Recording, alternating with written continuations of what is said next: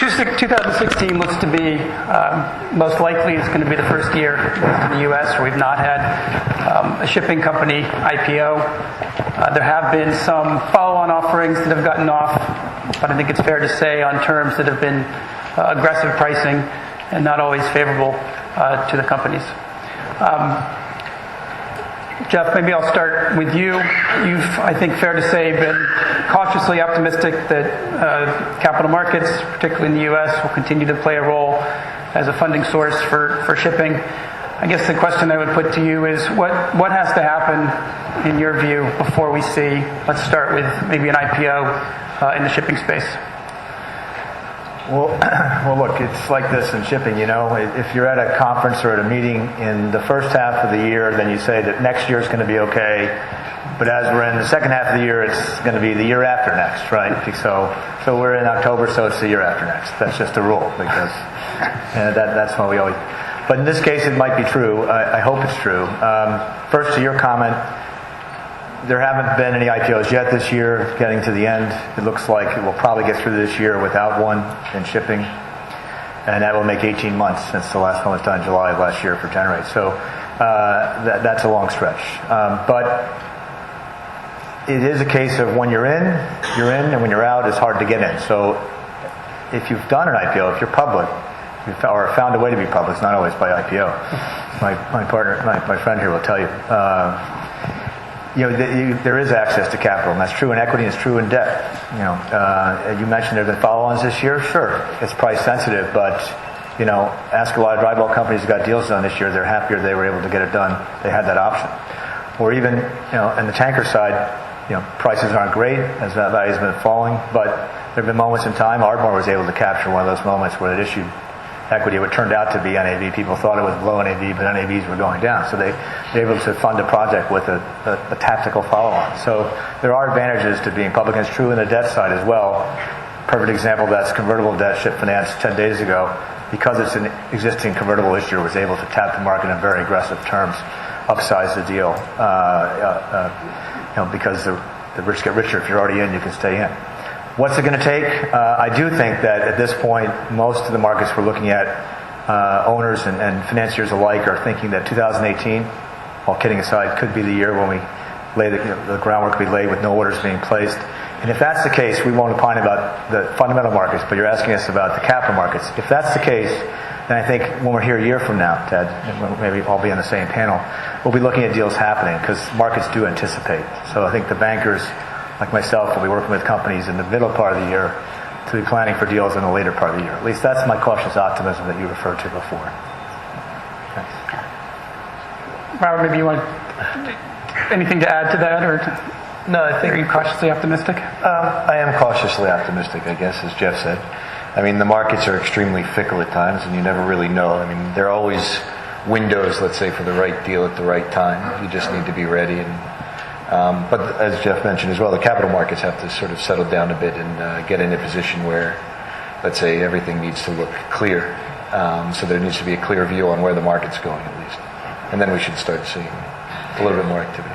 So I was going to ask you, are there other macro factors that, you've written a little bit about that. I think there are other macro factors out there. This is not purely a homegrown issue for shipping, obviously, but what are some of those other ones that you think that the market should be looking at before I've been, for better or for worse, I've been talking to a lot of investors lately, and you look around the world right now, and there's just a lot of uncertainty. Whether it's what's going to happen in China, everyone, in the beginning of this year, early last year, everyone said China is a disaster. It's going to be a complete mess this year. That didn't happen.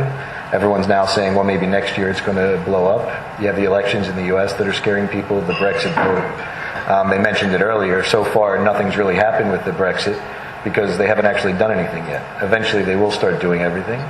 You get this global feeling around the world that protectionism sort of taking over, and you get a lot of populism, and I think that doesn't give anyone a clear view of the global macro economy. And when they don't have a clear view of that, shipping is an ancillary of that, whether it's containers or dry or even tankers. So it makes the whole picture fuzzy. Most investors look at the macro picture first when they're looking at shipping, and then bring it down to where they think it's going to be. Whether it's dry or tankers or containers or LNG, LPG, or any of the other sectors. Konstantin, you were nodding. Do you have anything? to add to that? I would agree with what both Robert and Jeff said. I think from our perspective in UAB, it's extremely challenging to call the demand cycle. So many global forces are at play. However, throughout this conference, you've heard that what's different in the last few years is the availability of capital to the industry. Capital is less available. Cheap capital from banks is, in some cases, not available at all.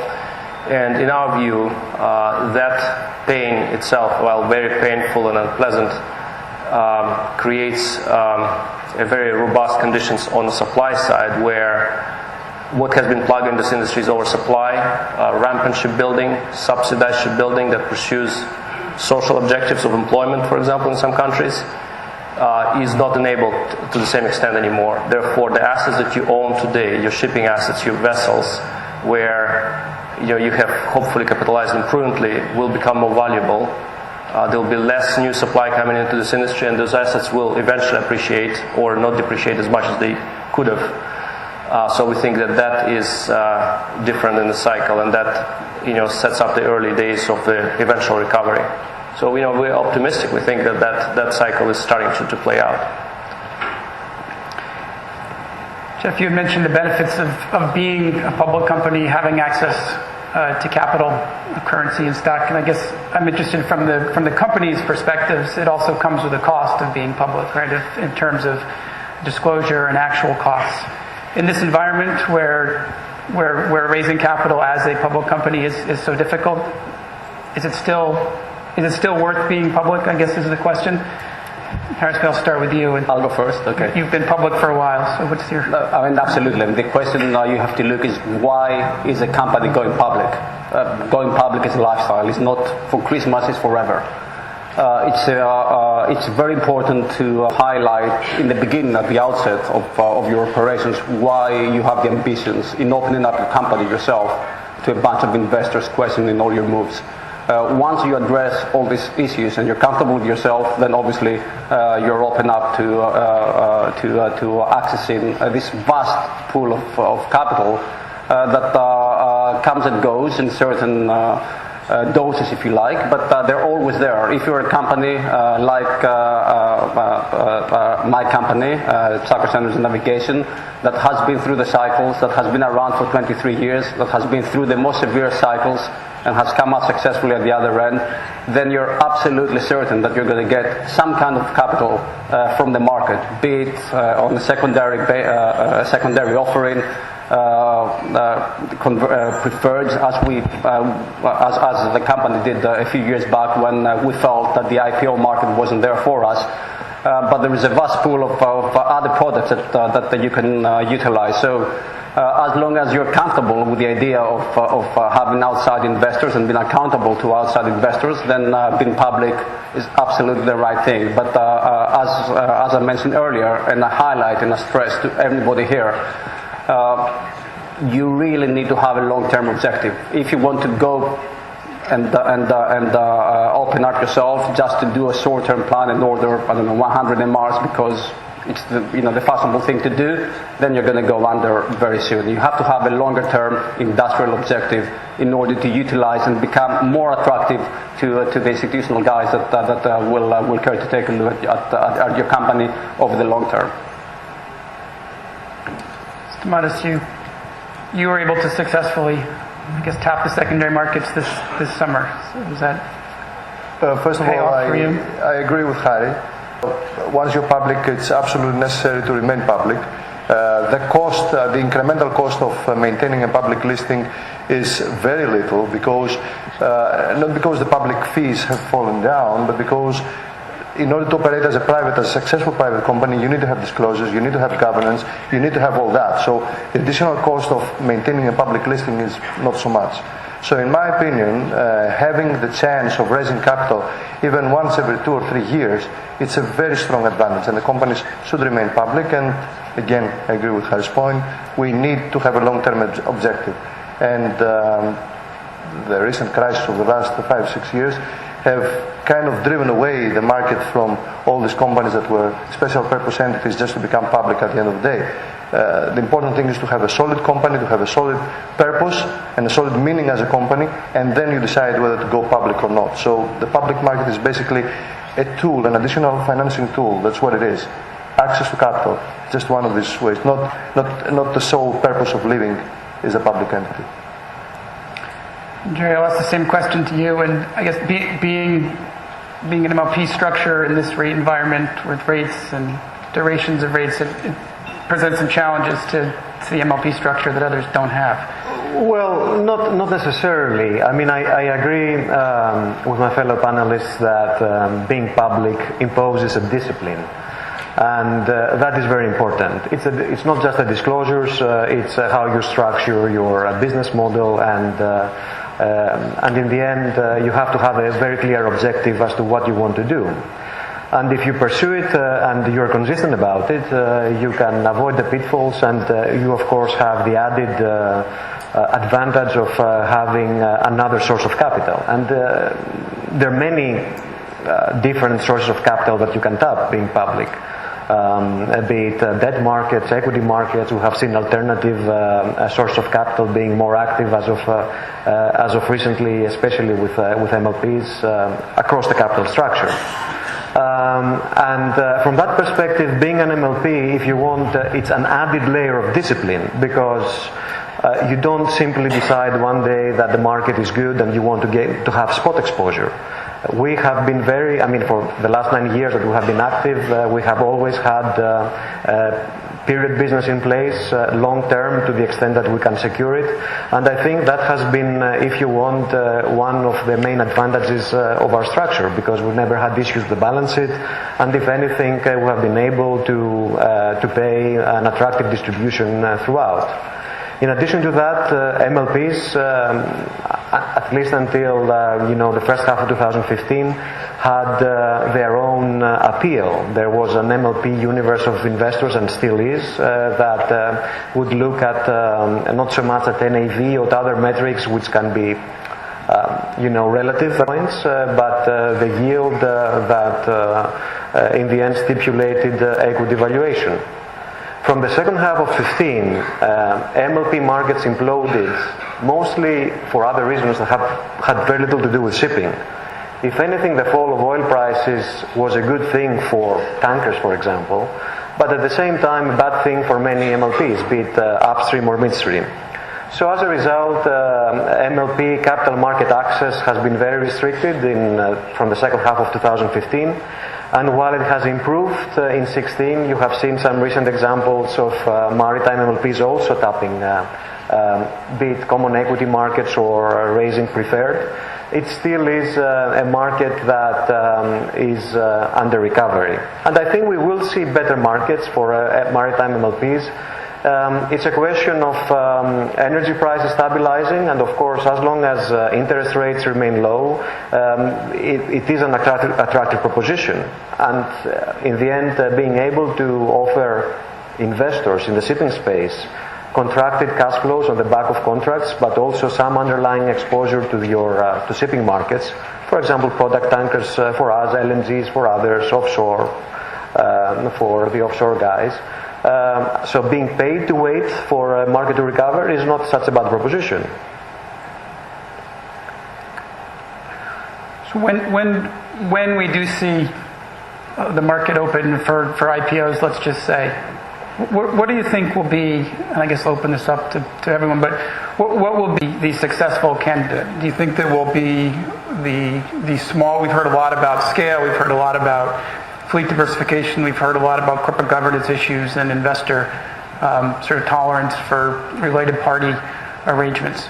In the next wave of IPOs, will it be similar to what we saw before, which is where you could go with maybe a 10-vessel fleet for $500 million market cap, or is it going to be a different sort of style of entrant in the next wave?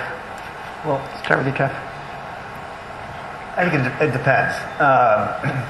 The decade of the 2000s was a super cycle for commodities and a lot of sectors of shipping, and it was a super cycle for IPOs and shipping too. And in that kind of an environment, it was easier to imagine, $100 million, $200 million market cap was enough because they were all working. Investor gets an IPO discount, the discount closes, they make money, the stock goes up. Why not do another one just the same? But I think it's changed now. We're not in that super cycle. It's not just that it's been 18 months since the last IPO. The last few new issues in shipping are at a lower price now than they came. No one's made any money. So when it does open up again, we'll need the story. We'll need the prospect of things doing better. But if it's in a sector where there's already a number of alternatives to buy, then another $500 million or less, certainly not $100 or $200 million market cap companies, probably not going to be able to find a differentiating story enough to be attractive. So if it's in an established sector, it's going to take scale. I would say that if it's in a new sector, more industrial sector, chemical, gas-related something, or just not one of the traditional sectors, but something that's unique, then maybe $500 million is enough. So I think it really will depend. That as far as size, that's one of the questions you asked. As far as governance, I'll let others talk, but I think that's almost old news. We all know you need transparency. I don't think Wall Street needs to lecture ship owners on what they need. The market speaks. That's really not our place. I think the market speaks for itself. I think, as you've heard from the panelists, everyone knows you need transparency and governance if you want to attract any kind of capital outside of your own. So that's old news. So I think scale in existing sectors and maybe $400 or $500 million in a new sector. Yeah, I would say in a nutshell, you need scale, quality of assets, experience of operations, and a vision. You must have a vision, a long-term vision, if you are to access that market. Because if not, the repercussions will be relentless. I think that the most important point here is that the shipping sector needs to expand. Right now we have very few companies. We're left with like 5-6 companies on the dry and another 5-6 on the tankers and 5-6 on the product tankers. So it's a sector that has contracted a lot. And that's why, it cannot attract additional companies as in respect of an IPO, because the sector by itself, it's so small. You have, what's the aggregate market cap of the whole shipping companies? 20 billion, 25. That's what it is. It's like one medium-sized US company. So how can you attract additional capital? I mean, suddenly shipping became, the super sector that you need to tick all the boxes and you need to be perfect in everything. If you look at the list of the IPOs for Nasdaq and the New York Stock in 2016, you have 150 companies IPOing this year. 100. So not all of them are like this. So automatically shipping needs to become, the super perfect sector for someone to do an IPO. I don't agree with that. I think even though we're in a privileged position to be public, we need to expand. We need to expand further. We need to allow additional companies to list, additional quality companies to list into the markets in order to have better visibility, better attention by the funds. It's a fact that only 5% of the global shipping companies are listed. It's not proper. You have to have a bigger representation in the capital markets so you attract more capital and have a better flow among the public companies. That's what you need to create. Because right now we're just contracting and contracting and contracting. It's not proper. But just remember, you're right, but when I started 20 years ago in this business, There were two companies. the market cap was like $2 billion. Yeah. So we've come a long way. Sure, we contracted We some. went and then we fell again. Yeah, So that's just come a long way. Sorry. I just want to add one thing to the discussion. Shipping has been a very interesting way for public style investors to invest as a proxy for a commodity cycle, be it a strong growth in China, where China was accountable for roughly 50% of the dry bulk volume moving globally. So without investing in a Chinese management team or company domiciled in China, you can actually play in that cycle by investing in shipping equities. High oil prices, you can own a very nice, well-run tanker company. Those cycles do not exist today. There's a new catalyst emerged to replace China. China's growth is, questioned at best. So the other type of asset cycle that may develop, hopefully, is because of these conditions that financing is constrained to the industry and the shipbuilding is not as rampant as before. So the cycle may develop in the asset itself, so you can invest in the shipping company that owns quality assets, and you will be the beneficiary of asset appreciation. So I think we should reassess this in a dynamic way, see how the shipping cycle itself plays out in the environment that is more constrained on new supply. Otherwise, if it doesn't play out, the industrial thesis has to be fully embedded in the story, because there is no room for another typical shipping company. It has to be a unique story. to be successful. Well, I mean, I think one of the issues that you get into, especially, I mean, dry bulk might be the easiest to point to, but some of the other ones is, to grow a company today, you need capital. To get to the scale to go public, you need capital. And, it takes a long time. The easiest way to do it, and that's what we saw in 13 and 14, was just order new ships. It's simple. You just go to a yard, you order 10 vessels, and you can get a fleet. People now, of course, are very skeptical of that, and it's made them skeptical of the industry because we do have a lot of shipyard capacity. So from that point of view, I think it's one of the reasons investors become skeptical, because they feel like if the capital does flow back in, we're going to get over-ordering again, and we're going to see the market collapse again. And while there are good companies out there that could go, where they can slowly buy ships to build up to get to the scale, I think you've seen it where they've just become a bit more skeptical about doing it, because it takes a lot longer to do than it does ordering new vessels. And as everyone knows on the panel, I mean, investors are impatient. They don't want to sit there and fund a 10 vessel company to buy 50 vessels over the next 3 to 5 years, or even longer if that need be. No, that's just my view. So, if I was to put together what Konstantin said and Robert, so we need to make investors money first. I mean, if you look at dry bulk, we had at least a couple of recoveries inside, which never realized, so you had dilutive offerings in the best case scenario. On the tanker side, even the guys who got the timing right, maybe a year and a half ago, maybe they saw some cash return in the form of a yield, but asset values dropped, and in the end, equity values followed. So these guys were not really paid off. They never made money. And by the way, equity valuations are not that great, so it would be difficult for new companies to want to be added. I mean, you would question why a company want to be added at whatever is NAV is considered. So I think as the cycle hopefully becomes a little longer, because of the lack of new building orders, because of the shipyard capacity being less compared to what it used to be, because of capital being more scarce, then the existing companies get better valuations, they start making money for investors, then there will be room for new entrants. But until then, it's going to be difficult. I'm sure Jeff knows this better than me, but people will say, why should I do that? Why should I invest in this segment that has not made money for the last decade or so? So we're supposed to be up here. We're talking about the public and the private side. On the private equity side, in the last cycle after the financial crisis, private equity obviously played a very big role in filling the gap from traditional lending coming in as equity. We heard a little bit before lunch the role of what private equity is playing now, somewhat on the credit funds and some of these other alternative structures. But I guess my question for the panel is what continuing role, if any, but I think there will be one, do you see for private equity going forward? And I think it's fair to say we've seen some of the bigger names in private equity in the last cycle are there, but probably not there for new entrants. Maybe they're supporting their existing portfolio companies, but not looking for new shipping exposure. Konstantin, I'll start with you. I think we are seeing, from our vantage point, we're seeing significant activity, even though, last year and this year, the comments here in the panel has been, or in the audience, that there is no private equity players in the audience anymore. We have seen a number of very large funds spend time and effort into understanding how this industry works in general. I think they have refined their thinking, how to enter. We see them in many facets, including taking over legacy loan books from banks, or competing to take over those loan books and restructure those loans into more sustainable capital structures. We see private equity players team up with industrial players who can drive in a particular project in a joint venture format.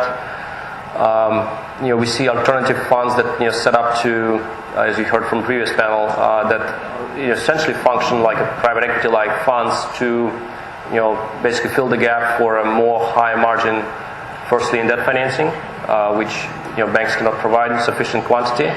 So we see alternative managers in general that are private, very active in shipping, and they will continue to play a role and invest. And again, we think that this environment creates great opportunities for money managers to invest and realize attractive returns?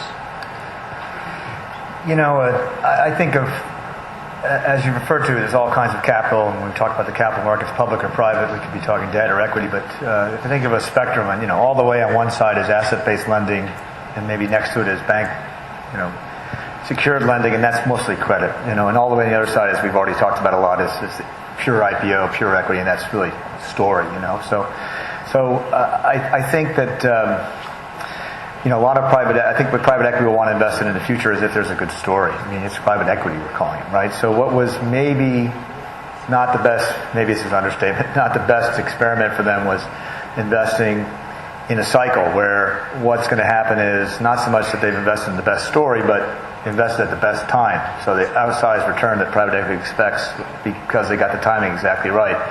A lot of new investors in shipping learn that getting the timing right is pretty hard. I mean, you've got owners that spent their lifetime doing it and they don't get it right every time. So I think that the private equity guys we talked to, I'm sure you'd agree, Konstantin, if you take them a project that depends upon, something has to happen that's outside of my control, that's a little harder than here's a story that I can get behind. And maybe add to it the cyclical elements that can juice it. But if it's just going to be a cycle, I think that's going to be less well suited for private equity in the future. I think private equity will come back and come back strong, particularly with the lack of financing available today. Which other industry that they invest, they can get stratospheric returns in a short period of time. Probably only shipping can provide that, of course, assuming that the time their investments are right. The only difference this time is that the private equity guys need, if they want to have the ship owner's return, they need to take the ship owner's risk. That's where it boils down to. I think if you compare shipping to other spectrum of private equity investments, compared to a leveraged buyout or a carve-out from a public company, generally speaking, private equity sources that we work with and try to match management teams with, they will agree that ship owners, Greek shipping companies do a very good job in controlling the costs, running lean teams, operating their vessels efficiently, supervising the shipbuilding. There's not much to do from Wall Street perspective. They cannot from Park Avenue see how they can do it better. So in that sense, shipping is not comparable to a broken, mismanaged orphan within the corporate structure. So in the absence of operational improvements they can propose, they rely heavily on the asset cycle again, and that hasn't worked.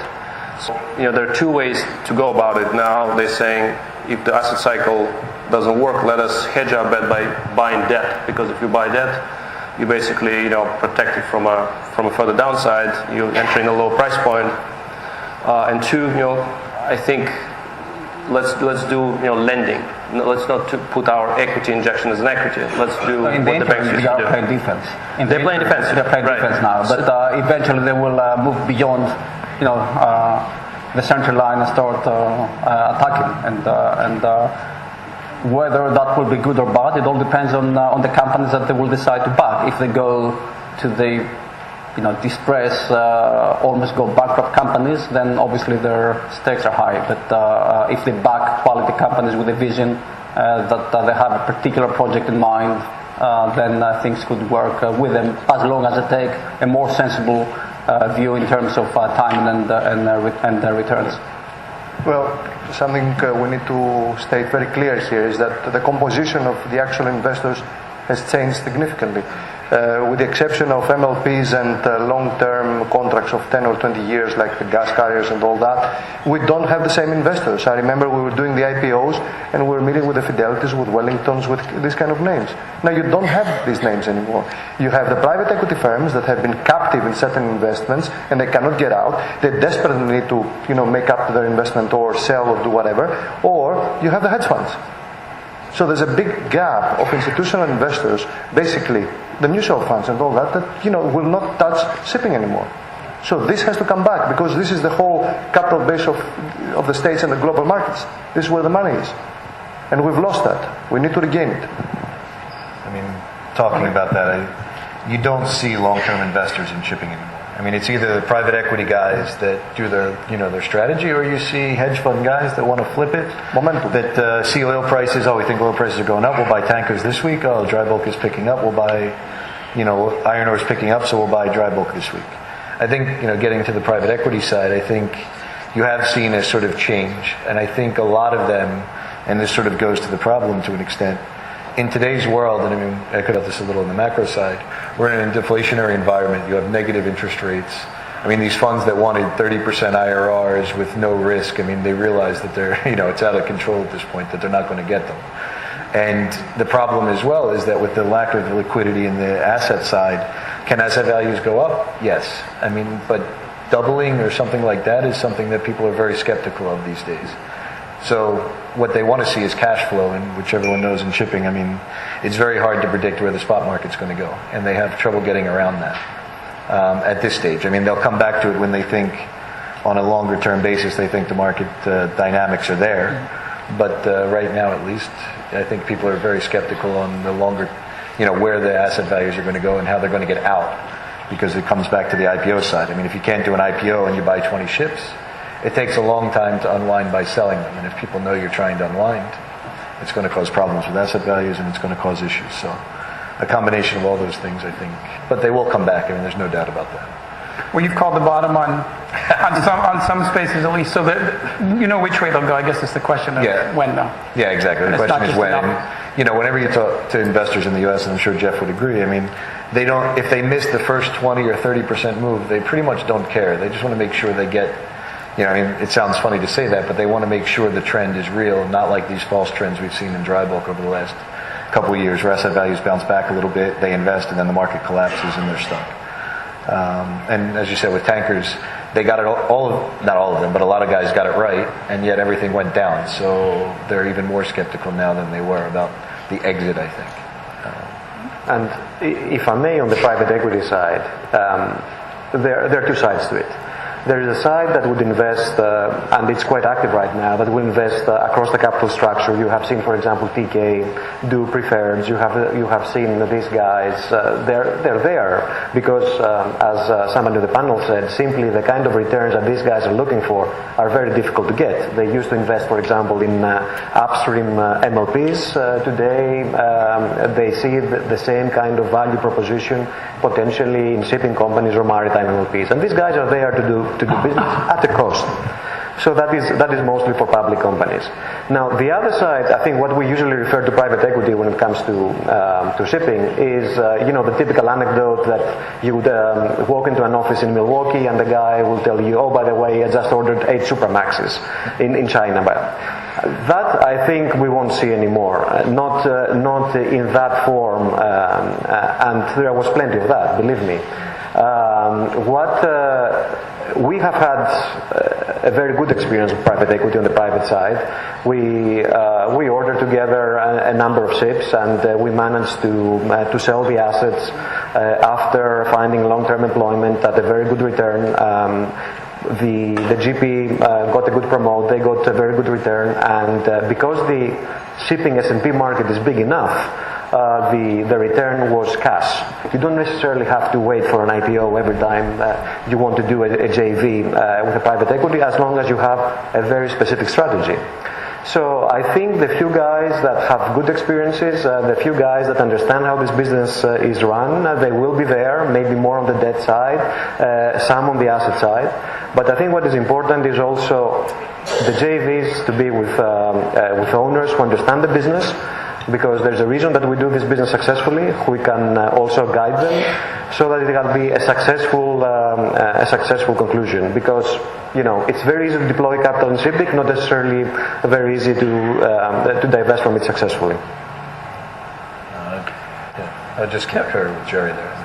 You see a lot of guys that decided to buy ships, private equity firms or even hedge funds that thought, oh, it's simple. I buy a ship, I give it to a third-party manager, let someone else charter it, and I'll just reap the cash. And then they look at some of the Greek owners and the real guys, and they say, well, how come you guys can do it at this rate and we do it, V-Ships is charging us double or something like this. So I think they've learned their lesson there, that they need a good partner to deal with, at least. Yeah, I know we're about out of time, but it seems to me the biggest mismatch is related to liquidity. I'm hearing 2 companies here that have both public and private sides that have investors on their private side where it's all worked out, because they've known it's private. There's no expectation of instant liquidity. When they buy a ship, like Robert just said, and expect to be able to sell that no matter what, that liquidity is not there. Or if you have too big a position relative to the size of a public company, you can't get out. So there's a mismatch of the size of private equity to the liquidity of the investment. So if it's matched correctly, like it's truly private, I know it's private, not expecting anything, that's when it works. But so the only solution to that, of course, and we always talk about it at conferences, but it is the only solution, is consolidation and scale. That's the only thing that's going to get some of these big illiquid positions out of the public companies. Back to Stamatis. Sorry. Kevin, I know I just want to leave a few minutes for questions. Yeah, can we just, with 5 minutes left, is there any questions from the floor? No questions, so perhaps just one more question. Ted, have you got a question just to wrap it up across the panel? Sure, I have one question. I've seen SPACs. We've seen a SPAC come out this year in the U.S. There might be one or two more coming this year. Are we going to see more of those? Rob, I'll start with you. Jeff, you can... Well, I think, SPACs are a completely different animal, let's say. I mean, you've had experiences with them. Sometimes the investors who invest in SPACs are basically funds that need to be invested in. Maybe they just want to be in cash, so they can buy a SPAC, which is basically, at least before they de-SPAC, they have a position.